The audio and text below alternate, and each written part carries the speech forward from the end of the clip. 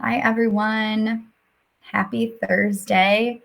We are so excited for community and culture tonight. I'm just going to wait a couple minutes and let folks get logged on, and then we will get started.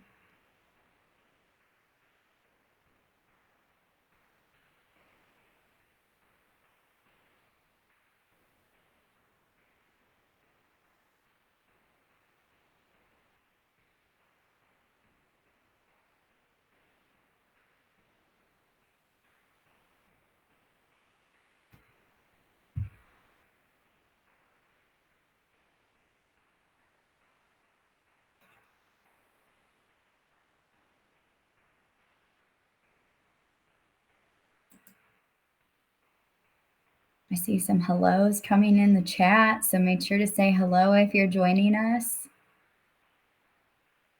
I'm really excited for you all to meet Gab tonight. She's one of my dear friends, so excited to share a little bit more about that with y'all. And we'll get started in just a minute.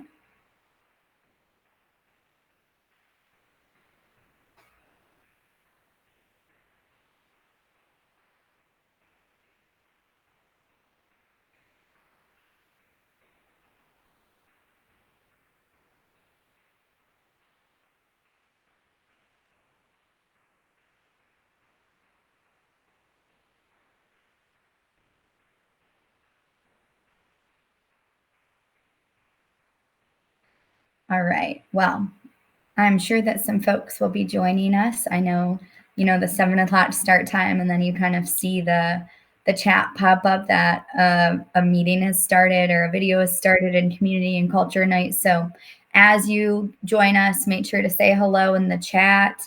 Let us know where you're calling in from tonight, and then I will kick us off. So I know we've all had the chance to meet before, but my name's Erica Lagos. I am a member of the Community and Culture Night team.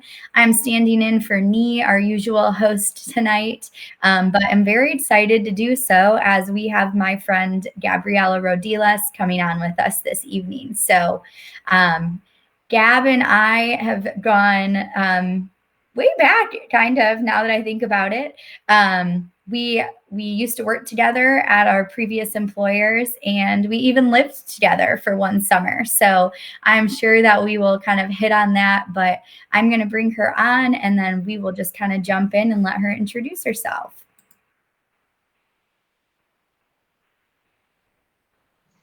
Hello.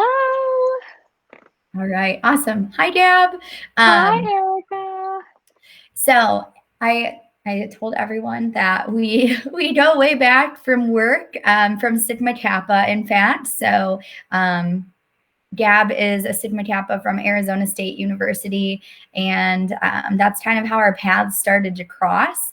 But it's been really fun to follow her in her food blogging journey and her professional career, and most recently through culinary school and following along on her Instagram, and just kind of her sharing that with all of the people. So, Gab, I'll let you introduce yourself, and then we can kind of go through some questions and learn more about you. Perfect. Well, first of all, thank you all so much for having me. This is so fun. Like Erica said in her intro, if you have any questions, please drop them down below. We can answer them, and we can even come back and check in if we get any after the live. But my name is Gabriela. I have been writing my food blog, Gourmet Gab, for almost, I think it's 11 years now, actually. Started it in the fall of 2010 as a freshman in college at Arizona State while I was studying journalism, and have been writing it ever since. I graduated with a degree in journalism and mass communication, went on to work for the sorority, like Erica said, for a few years, and then ended up at Food Network, where I work currently as a social media manager. And I've been there for about 3.5, almost 4 years now.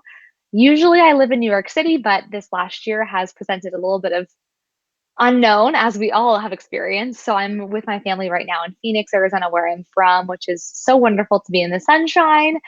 And like Erica said, I did go to culinary school, just recently finished actually last fall, at the Institute of Culinary Education. And it has been such an amazing experience. So I can't wait to talk more about that as well.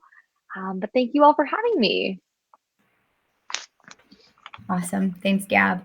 So I know you kind of touched on it a little bit. Food blogging for 11 years is quite impressive. I feel like we see tons of food blogs and like Instagram influencers and Mhm. foodies on Instagram and just social media in general. Can you talk to us about kind of like how Gourmet Gab got started and like why you chose the path of food blogging? Yes, absolutely. I have been cooking in my kitchen truly since I was 5 years old. That was my very first hobby, my first passion. I used to watch Emeril Lagasse and Rachel Ray instead of watching like Disney Channel. So it has been my passion forever. And when I started journalism school, I saw all the sophomores getting into this thing called blogging. They were getting their own WordPress accounts for a digital media class that was required sophomore year. And I thought, ooh, I want to kind of like get ahead. This sounds kind of fun. I wonder if I can just start playing around with this and write about the food that I'm experiencing living in downtown Phoenix for the first time. And so that is how Gourmet Gab was born. And it has evolved so much. Like you said, there are so many people in the food blogging, food social media realm, TikTok, everything, you name it these days. My blog has definitely withstood the test of time. Like it has been around forever, and it transitioned from the days of like eating microwaved dorm food all the way now to developing fully tested, fully thought out recipes that go on to be on foodnetwork.com. So it's definitely had a transition. And I think the coolest thing that I would say with the food world is that, yes, there are so many creators out there, writers, everything, but there is space for everybody. And so my blog has not exploded over the last 10 years. It is not my full time job. I don't have millions of followers, but it is still a passion project for me. It's still like kind of a creative outlet. So I love to come to it, whether it's once a week or once a month, and be able to kind of just update and share recipes and content, and then be able to look back. And that is my favorite part, to go look back and think like, oh, what was I making last year or last summer? And then I'm like, oh yes, that tomato BLT, that tomato that I got from the farmer's market in New York. You just kind of can read those stories. So for me, the blog is a creative outlet, kind of a digital journal, and also just a great space to connect with some loyal followers who have been around since day one. I love that. They have truly been able to see the evolution of the Gourmet Gab over time. For sure. I feel privileged to have had a front seat, for a few years at least, and to have seen two rebrands for the Gourmet Gab. So that's Oh kind of fun yeah. and exciting. So one thing I wanted to just talk a little bit more about is the idea that we all know food is really personal. Mhm. And so when you think about what you want to share on your blog and kind of what you want to be left behind as that digital journal, as you called it, how do you like pick and choose what you highlight or what's special to share on the blog? Great question. Yes, food is so personal. And I think for me, what I've discovered with my work doing some recipe development for the Food Network Kitchen app, which has been a highlight of my job for sure most recently, is that I love to share family recipes. And I have a very unique blend of being half Cuban and half kind of all American. My mom is from North Dakota. And so my family makes a lot of Midwest recipes, everything that you can imagine, all the butter, all the cream. And so I have gotten to dig into so many of my family roots on both ends of the spectrum. So I've gotten to really just learn more about my Cuban heritage through my dad and my uncle via the recipes that they learned from their mom, my abuela. And so I've really enjoyed sharing stories about that and kind of the development process and learning about what, as I called her, my abuela Mia, used to make on the blog. So that's been really special. And those are some of actually those posts kind of have performed the best because people want to know those stories and they want to hear about your experience. And then on the other end of the spectrum, it's been fun to just share my Aunt Carol's cucumber salad or Auntie Anne's caramel rolls, all of those like go to simple, easy Midwest recipes as well. So I would say, being able to share those personal stories is a highlight of the blog. And then every recipe I feel like is more fun with a story. Of course, like you just make a pasta sometimes and you're like, great, that was an easy dinner. But if it's a pasta that you learn from someone special, or you have a story behind why you decided to make that pesto or whatever, it always yields, I think, a better result and adds a little more love into that recipe. I love it. That's awesome to hear. I agree. I personally love when you share like your family, especially when you're able to have your family on like your Instagram stories with you. I always think that is so fun. So to kind of get to read some of that family background and history on the blog is always exciting. Um, as you were talking, one thing came to my mind and I wanted to ask you about it. So you Yes. mentioned that some of those family and more personal posts are often the ones that perform better for your Hmm. blog. And so Hmm. obviously that like performance side of a blog is not something that people who probably don't blog don't often think about.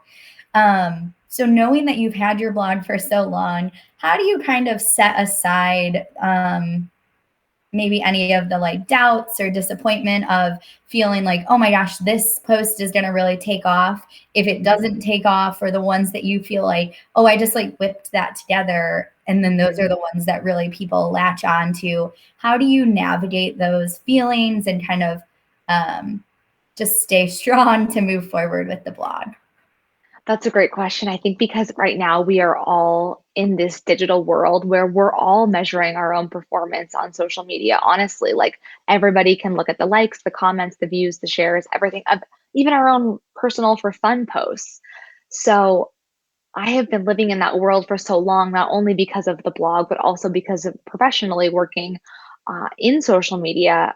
This is what I spend my day like calculating all the time, like, oh, that one really took off, or we got to reshare that to get a few more likes or whatever. So when it comes to the blog, I go in phases. I think sometimes I like to get into my little analytical brain and start tracking performance and looking back to top performers and seeing, what was it that people latched onto and should I be making more of that?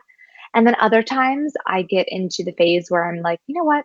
I just want to write about this because I love it. I'm passionate about it.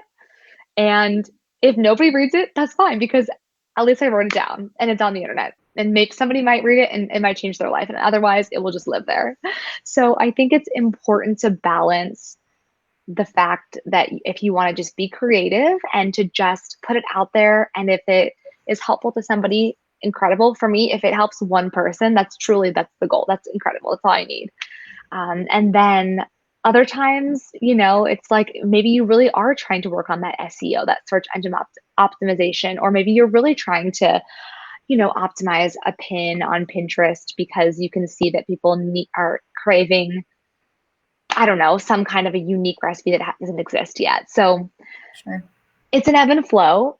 But I would say, especially with people's own personal social media, it's so important to take everything with a grain of salt and just make sure that you're creating content that brings you joy, that is authentic to you, and that you don't have to get wrapped up in the analytics because that is just too much. We need to just all take a break. We need to turn off our notifications and not refresh every 5 minutes because I am so guilty of that. Yeah. Yeah. Awesome. I love that. I feel like that was kind of like, there might be people who listen who maybe have an interest or want to kind of step more into social media in a blogging Yes. way or something to that effect. And so I feel like that is awesome advice for them to be able to hear that from you. I'm here for all of Um, it. so, kind of shifting gears from the blog, I would love to hear more about culinary school. Yes. So, can you talk to us a little bit about your decision to go to culinary school? Obviously, we know that you have a full time job and you have a career, and then culinary school was something that you chose to do on top of that. So, I would just love if you can give us a little inside scoop and tell us about that. Of course. Yes. So I had been thinking about going to culinary school for my whole life, honestly, pretty much. Like when I was 5 years old, I remember being in the kitchen and my cousins being like, "You're going to be a chef one day." And I was like, "No, I'm not. I don't know why I was so defensive. I don't know what I thought I was going to do. Like, I've always loved to cook. So, of course, I was going to go. And so I really thought about it for years. I almost went actually right after the summer that we lived together. I was planning on moving to LA, going to culinary school, and was going to do a whole different avenue. And then that didn't end up panning out, which is okay because something else great came. And then once I moved to New York and I was in it and really had kind of settled into my new job, my new role, I decided this is it. Like, there's never going to be a better time.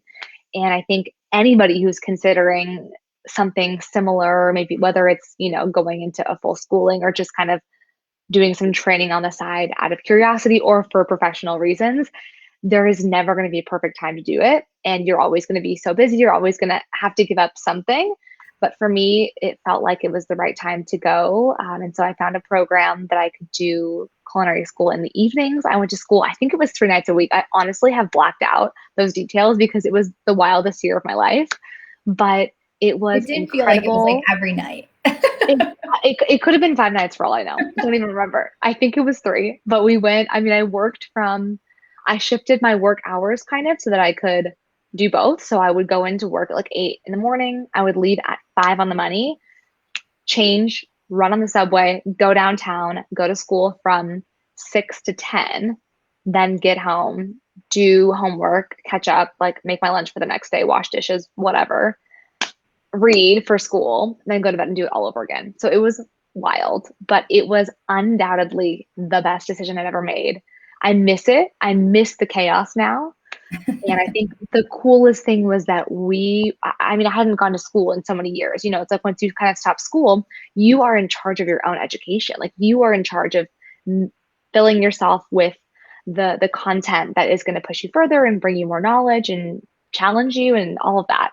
And so to have the environment every single night where I was learning new things and reading and trying things and failing and doing it over again and, all of that, it was just awesome. And so now I find myself craving that. I'm trying to find a way that I can do some kind of like a little stage, as we call it in the culinary world here in Phoenix, because I'm like, I miss the kitchen and I've got to keep putting myself in those environments because otherwise you get too comfortable. So it was amazing. I love that.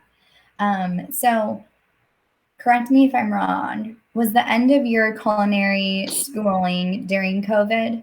It was. Can you tell crazy. us kind of how that affected that and what kind of shifted for you? Yeah, absolutely. So we had maybe like 8 weeks left of school. It was so little time. So when COVID hit, obviously hit New York so hard. And so we just abruptly stopped. And I think that was in March. And then we didn't start back up again until August or early September. Mm-hmm. And so we just had to full on take a break because you cannot do virtual learning like the same that you can for culinary school because It was all hands on there. So we picked back up and it was wild. I mean, there was so much unknown. Luckily, my class was incredibly small. There were only 5 of us in the class and we were so tight. It was amazing. So we were able to just like wear our masks and socially distance and temperature checks every day. It was very intense and I felt very safe. And we finished our last few weeks, and then a lot of my fellow classmates had to kind of go on to find an externship in the city, which was a requirement for our graduation, which was basically just spending X amount of time working in a restaurant kitchen in the city to kind of fulfill that real life experience. But luckily for me, because I was already working in the food media world with my role at Food Network, I was able to kind of qualify my job as my externship, which was great because I was adding on already developing recipes and teaching live classes, and all of that was in my own time. So it was kind of a win-win, but that is why I'm craving so badly to go back into a restaurant because kind of COVID kind of made that difficult. Sure. Do you think, now I feel like I have the insider scoop because I know that your family has a restaurant. Oh my gosh, yes. Do you think there will be any opportunity for you to go there over the summer if it's safe and okay? Oh my gosh. So my cousins own several restaurants in Minnesota, and every summer for a couple of years, I would go and do one night of like guest cooking, a small, like 25 portions or so for this thing that they did where they would it's like a local kind of like a brewery, not brewery, but they would pair like 4 dishes with 4 different flights of beer or tastes of beer on a flight. And so every year I would do a little flight night with them, which was so fun. And now I would have so much more skill to bring on flight night after culinary school. I didn't know what I was doing before. So I'll have to ask Gretchen if I can get on the books for that one. But if I needed to, oh man, I would love to go like live with them even for like a summer or a winter and just cook in the nights again. That would be fun. That would be so fun. Like I said, my food is always about family for me. So to be able to tie in the fam and work in the restaurant with them sounds like a reality show waiting to happen. It does. It does. Maybe like the next Food Network show. Who knows? Oh my gosh. I'll pitch it. So what would you say was the most rewarding part of culinary school? And then also what was the most difficult part for you?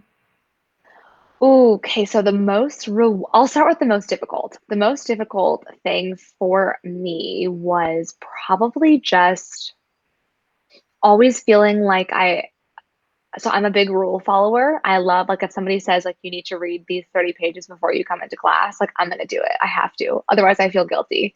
So but sometimes, when you're working a full-time job, you can't get to it. So I think the most challenging thing was just keeping up on both the reading and the homework assignments while doing the full-time job and also going to school and then commuting and all of that.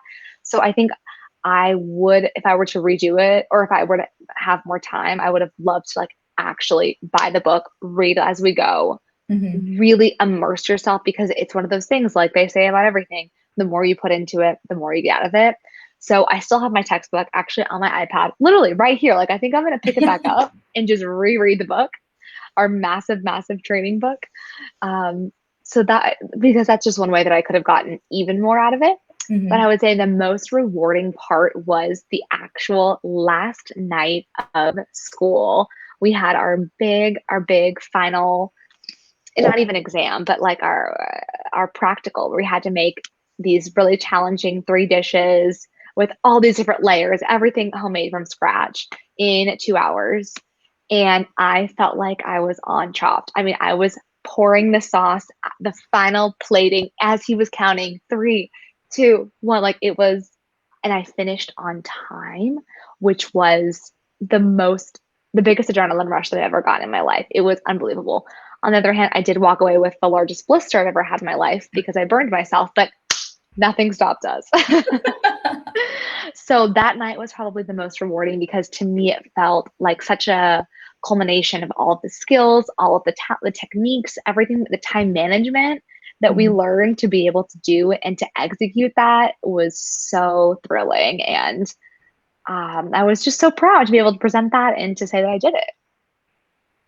I love that. That is so cool to hear. I think who doesn't love a good episode of Chopped? So that countdown there. I mean, I sometimes feel, I feel the energy when I'm just watching the show. So to be living it, what an Your palms are experience. sweating. You're like, why did you grab the truffle oil? You're like, I understand every weird thing that's ever happened now. They're just stressed. They're too stressed, honestly. Oh my gosh. It was great though. It was a thrill. So not so much about culinary school, but just kind of about food in general. I'm always curious. So for someone like yourself, I feel like you seek out really good food wherever you go. And so I have 3 locations I would love for you to highlight for us. So if you could tell us maybe like a favorite spot in New York, a favorite spot in Indianapolis from your time here, and a favorite spot in Phoenix.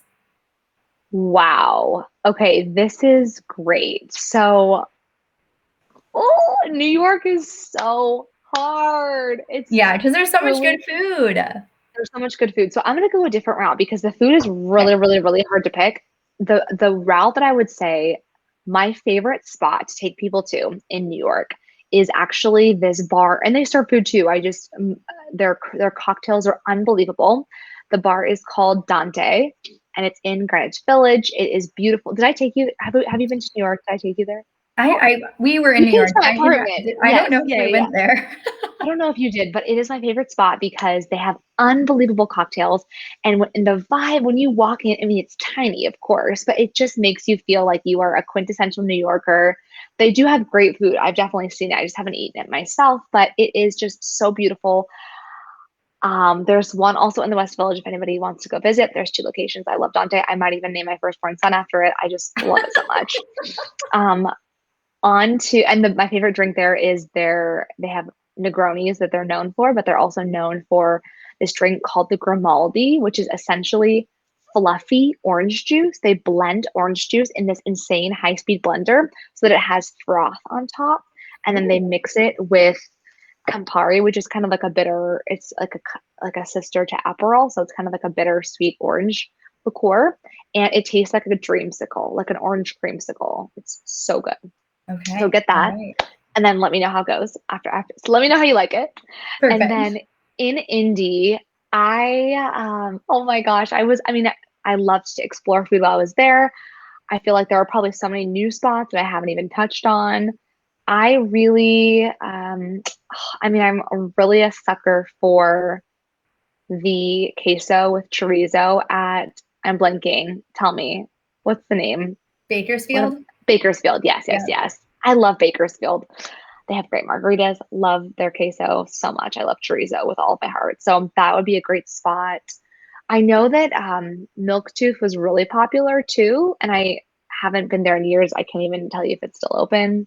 It's still open. Do you know I Okay, have good. not been there since like I can't remember if I was with you and we like drove and it was like a 2 hour wait and we're like, we're not waiting in this line. I But think I have not been there yet. okay, I think you got to go back because that might have been us, and I don't even Yeah, know what we did instead. I'm not sure. I cannot. Yep, too long ago. Cannot. I went there actually one day by myself and just sat and ate breakfast on like a weekday, I think. Like I really I love to eat alone. I think it's a skill that everybody should acquire because it's so empowering. And like don't look at your phone, just sit and look at the people. So maybe Okay, to Phoenix, that's the suggestion. Go on a weekday, so then you don't go on a have to wait in the weekday. line. Yes, have brunch by yourself, have a coffee, bring a magazine. I don't know. Oh, and he says I keep meaning to try it. Yes, you have to Yeah. go, Nee. You have to. Let me Yes. know what you think. And then for Phoenix, I am so proud of Phoenix because the food scene here is exploding. The list, I wish you could see the list on my phone. It is so long of all the spots that I'm trying to tackle while I'm here.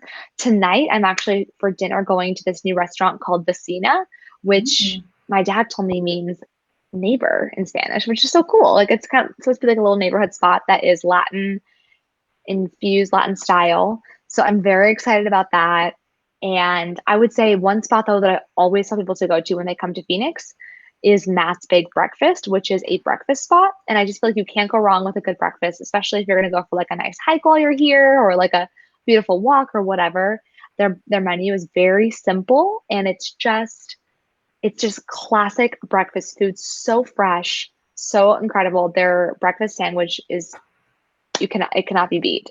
And there's a location in the airport too. Oh, I think if you ever okay. find yourself in the Phoenix airport, there's incredible food there too.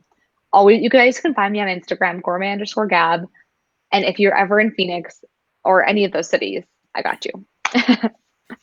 I love that. Yes, everyone should follow you on Instagram. My most favorite thing that you do, and sometimes you still do it on occasion, is Gab will ask what you have in your refrigerator that you need to like use up, and she'll give you suggestions for how to use up those things. And I love when you do that. It is just so fun. I'm so glad. I'll do that again this Sunday. It's been a few weeks. I don't want to spam people and do it every week because sometimes Yeah. it's like another tap through, like here we are again. Yeah. But I will do it this weekend because I am a big believer in eliminating food waste as much as possible and cooking creatively with what you have in your fridge and pantry. So this Sunday we'll bring it back. Okay. I love it. Everyone will be able to know. Yes, yes. Everybody follow along and put the craziest things in your pantry in there. Yes, that is really fun. I do feel like you put a good spin on it and things that I would never think to put together, you put together. And I'm like, oh, wow, I have both of those things. I should do that. But I mean, you would probably do the same thing if you looked at my pantry. Like it's always like True. nice to have somebody Yeah. with a different set of Yeah. eyes. Just help you out. Very true. Okay, so one question just kind of about your professional experience. Yes. So you kind of shared with us at the beginning that you would spend your time like watching shows on the Food Network and Oh kind my of gosh. growing up with that like aspiration of like excitement around food. What is it like to like be in one of those like dream jobs, if you will, or working for a place that you kind of grew up admiring? I pinch myself every day. I truly cannot believe that I have the job that I do, especially because I have been watching this network since I was so little, and it was just always the goal. It was always like, of course I'm going to work there one day. And then it Mhm. really happened, which is incredible. I think honestly, I feel so lucky to have known from a young age what my passion was and how to turn that into a full-time job, because I think a lot of my friends right now at our age are struggling with kind of like, what do I do with my life and how do I Mhm. balance what I really enjoy doing with how do I make money and kind of live. Yeah. So I definitely feel lucky to be able to do what I do daily and then to also extend it into my creative kind of passion as well on the side. But I forgot the question. What is it like? I mean, I think Yeah. is that yeah, what is it Yeah. like? Yeah. I think it's just so cool because I'm now as I'm speaking realizing just how much I truly love to learn. Like I really love to learn new things. I love to be challenged and I think being at the Food Network, it's like you just learn from chefs every day. I learn new tricks from our videos, from our recipes, from our staff members. Mhm. So it's just so cool to be in an environment that is known by so many people for being the source to go to, and Yeah. then to be able to kind of myself learn all the tricks of the trade day to Yeah. day. So it's a dream. It's so fun. I love that. I love that. Um, well, we won't go for too much longer here, but I Yeah. do want to ask a burning question. Oh my gosh. Fire So away. the blog obviously has been around. Then Yes. we got onto Instagram when Instagram Yes. became very popular. And I know the Gourmet Gab is also on TikTok. So Yes. talk to me a little bit about like learning those new platforms as they come up and what has been fun about TikTok. What do you enjoy using in that new platform? I love TikTok so much. If whoever is watching and has not downloaded the app, you better I would actually rather you delete every other social app that you have on your phone. Delete your Instagram, Facebook, Twitter, goodbye, Snapchat, goodbye. TikTok is where it's at. Not sponsored at all. I love it. It brings me so much joy because people are so creative, people are so funny, and I think the reason that I love it so much is because for me, I spend my whole day thinking about food, and all of my social accounts are kind of like saturated with food content. And Mhm. so when I go on TikTok, I just see people doing like fun dances. I see comedians. I see people, I don't know, like just documenting daily life. So TikTok is very fun. It is definitely a challenge, not a challenge, but it's just fun to learn because you Mhm. never know what's going to take off. And I think for me, that has been kind of fun the last few months filming occasional TikTok videos because you have a chance since the app is relatively new still, just to kind of like get a quick foundation and create a new brand for yourself there in a different way that I have been curating Instagram and Facebook and the blog and whatever for so many years. Yeah. So just try to have fun on TikTok and with all social platforms. And for people, whether you're like working in the blogging world as a content creator or you're just doing things yourself, like every post is kind of an experiment. Like you don't know. I mean, after time, you kind of think about like, oh, I know people really like to see this from me. But at the Mhm. beginning, it's all experimental and it's fun Yeah. and it's just a great source to have creativity and to get inspired. I love that. So we have a question, I see a which question then here. leaves me the moment to prompt. If you have any questions for Gab, definitely just drop a Yes. comment and she'll be able to answer them. So Gab, Rachel actually asked, what do you think it is about blogs that have stood the test of time? There have been so many fads, but blogging has been around for so long compared to other social platforms. Yeah, that's something I think about often because I was listening to a podcaster the other day say like blogging is not dead. People are still blogging, even though Yeah. there's social influencers who may not have a blog, but they have millions of followers, you're right. People have been blogging for years and years and they're still going strong. Mm-hmm. I think there's a difference. There's two parts to this question. Like there are people are going to keep writing blogs and they might not get zillions of traffic views, but people are going to still keep doing it. And then I think the ones that have withstood the test of time and are still kind of getting all those views and those hits, it's just that they've probably created an audience that's so loyal for so many years and people kind of keep coming back to them over and over again. I think people are still using Pinterest too. And Googling and sourcing and like, you're always going to be looking for, in the food world at least, like new recipes or whatever. Like we're all going to be searching those things all the time. So of course we have to find a place to find them. Yeah. Yeah. So yeah, I think they're going to stay around. Yeah. Okay. So another question. What's on your dream board when you think about your work and passion 5, 10, or 15 years down the road? Me going hard with the questions. I love it. I had the chance to judge a couple of things for Food Network TV, like Worst Cooks in America was one recently that was so incredible. It was the best experience. That was a real pinch me moment for sure. And so on the dream board, it would be incredible to continue doing television, judging, hosting appearances, demos, anything in that realm. I really love when those lights turn on and the live camera starts rolling. I love it so much. That'd be definitely on the dream pipeline. And just to continue to create content, I think that resonates with people and that can find people at greater audiences is really exciting to me. Yeah. So we'll see in 5, 10, 15 years. Hopefully we can cross those off the list. If you follow with a Gourmet Gab on, Insta and her blog, you'll be able to see. So I'm just here to promote you, be your hype woman over here. Thank you. I see another question too. I can totally answer this. Sure. The one about the most surprising part about the being at Food Network, I would say just like the amount of people that it takes to make things happen is so incredible. There's just so much, and this goes back to like just jobs that you didn't know existed in college when we were like picking our majors and all of that. Like there are so many jobs in the media world that people have no idea exist, like from the production side to like the set design side to the hair and makeup to the behind the scenes, the tech. Like there's so much. So if you have a passion for something and you haven't figured out how to make that into a job yet, I would say do some digging, do some research, and find people who are working in the industry, because there are so many jobs that you don't even know exist that could be the perfect fit for you, and that they're so necessary to make the best things happen. Like TV would not be possible without this entire crew behind the scenes that you didn't even know. So that I just have so much respect for them because it takes a village. Yeah. Yeah. I guess that's such a great point. Like we see the finished product, but from getting to the starting point to the finished point, there is so much in between there and so many people involved in those projects, I bet.